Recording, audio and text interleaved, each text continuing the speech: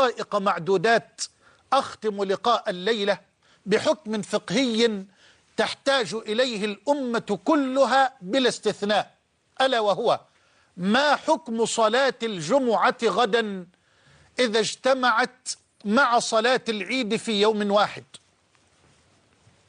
غدا الجمعة وغدا العيد، أبشر، فقد من الله عليك بعيدين غدا. نعم، بعيدين.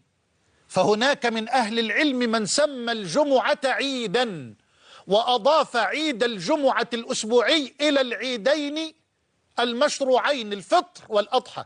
هناك من علمائنا الكبار المحققين من قال الأمة لها 3 أعياد: عيد الفطر وعيد الأضحى ويوم الجمعة. ويوم الجمعة. فغدا جمع الله لنا عيدين: عيد الفطر والجمعة. فماذا نصنع؟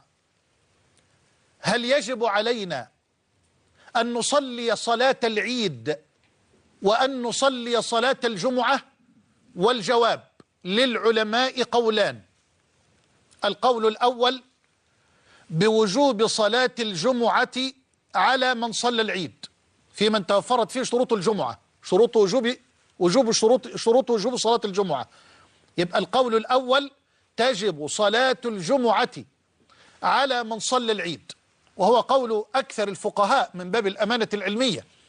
القول الثاني: تسقط صلاة الجمعة عمن صلى العيد، وهو قول جماهير الحنابلة، بل وهو قول عمر بن الخطاب وعثمان بن عفان وعلي بن أبي طالب وعبد الله بن عمر وعبد الله بن عباس وعبد الله بن الزبير. وأنا أقول به، أنا أقول بسقوط صلاة الجمعة عمن صلى صلاة العيد، والأدلة على ذلك ما يلي: روى الإمام أبو داود وابن ماجه والحاكم والبيهقي بسند قال فيه الإمام البصيري في الزوائد إسناده صحيح،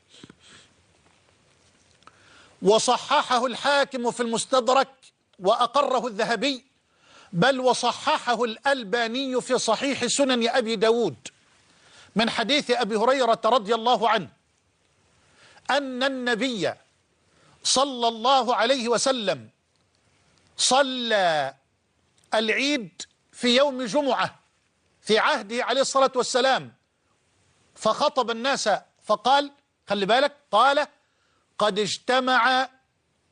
اجتمع لكم عيدان، قد اجتمع لكم في هذا اليوم عيدان، يعني عيد الفطر والجمعة. يبقى الجمعة عيد بنص كلام رسول الله.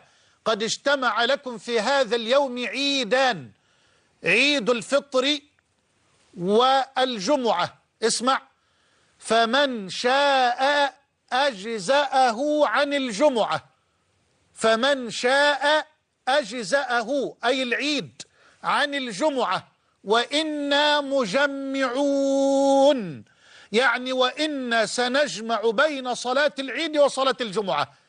لكنه صلى الله عليه وسلم أسقط الوجوب، فلفظة فمن شاء عند علماء الأصول قرينة صرفت الأمر من الوجوب أو الحكم من الوجوب إلى الندب والاستحباب. فمن شاء عند علماء الأصول تسمى قرينة صرفت الحكم من الوجوب إلى الندب والاستحباب. قال: قد اجتمع لكم في هذا اليوم عيدان، فمن عيد الفطر والجمعة، فمن شاء أجزأه عن الجمعة، يعني فمن صلى العيد أجزأه عن الجمعة، وإنا مجمعون.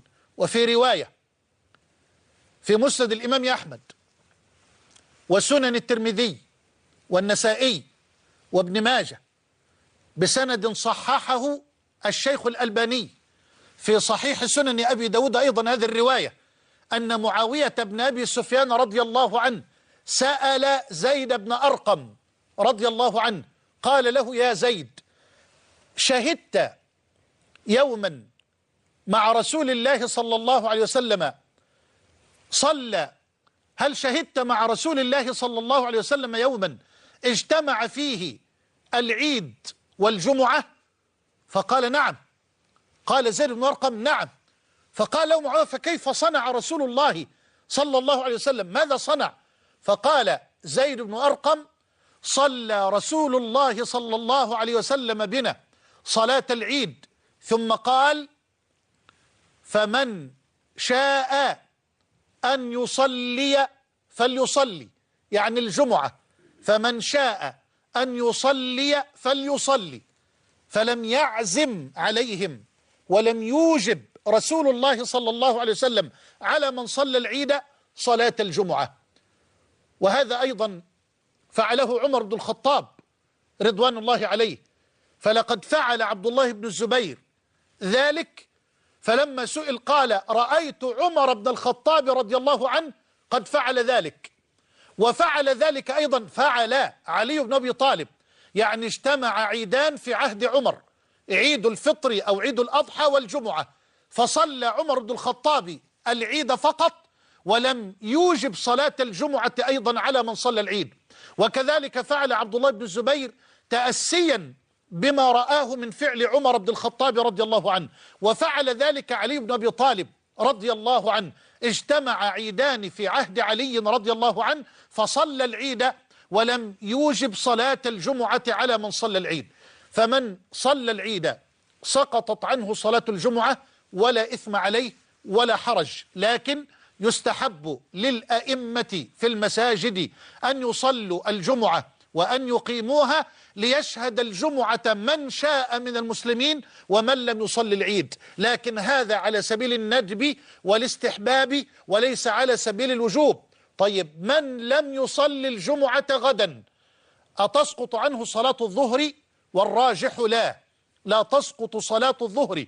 وأنا لا أوافق إمامنا الشوكاني رحمه الله تعالى على قوله بسقوط صلاة الظهر عمن صلى العيد.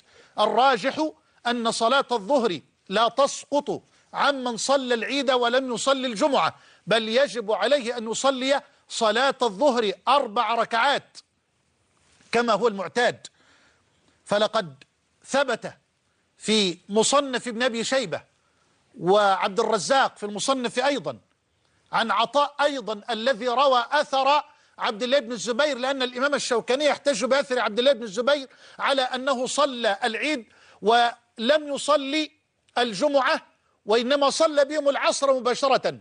هذه الرواية أيضا عن عطاء. في رواية أخرى عن عطاء في مصنف عبد الرزاق ومصنف ابن أبي شيبة أن عبد الله بن الزبير صلى العيد وصلى بهم الظهر 4 في وقت الجمعة، صلى بهم الظهر 4 في وقت الجمعة. فهذا دليل على أن من لم يصلي الجمعة لا تسقط عنه صلاة الظهر، فيجب عليه أن يصلي الظهر على الراجح، والله تعالى أعلم. أيها الأفاضل، كل عام أنتم بخير، وتقبل الله منا ومنكم جميعا صالح الأعمال. وأستغفر الله عز وجل على ما بدر مني طوال هذه الحلقات في 30 ليلة، إن سقط مني قول أو أخطأت في لفظ أو كلمة فإني تائب عن كل خطأ في حياي وبعد مماتي، وإني مستغفر ربي سبحانه وتعالى عن كل زلل وقعت فيه في حياتي وبعد مماتي. وأسأل الله عز وجل أن يغفر لي ولكم، وأن يجعل ما قدمناه خالصا لوجهه، وأن يجعله سببا لإيقاظ الأمة وتجديد الإيمان في قلوبها. وأسأل الله أن يختم لي ولكم جميعا بخاتمة الإيمان، وأن يتقبل مني ومنكم الصيام والقيام، وأن يجعلني وإياكم جميعا من عتقاء من النار ومن المقبولين، إنه ولي ذلك والقادر عليه. أحبكم في الله، والسلام عليكم ورحمة الله وبركاته.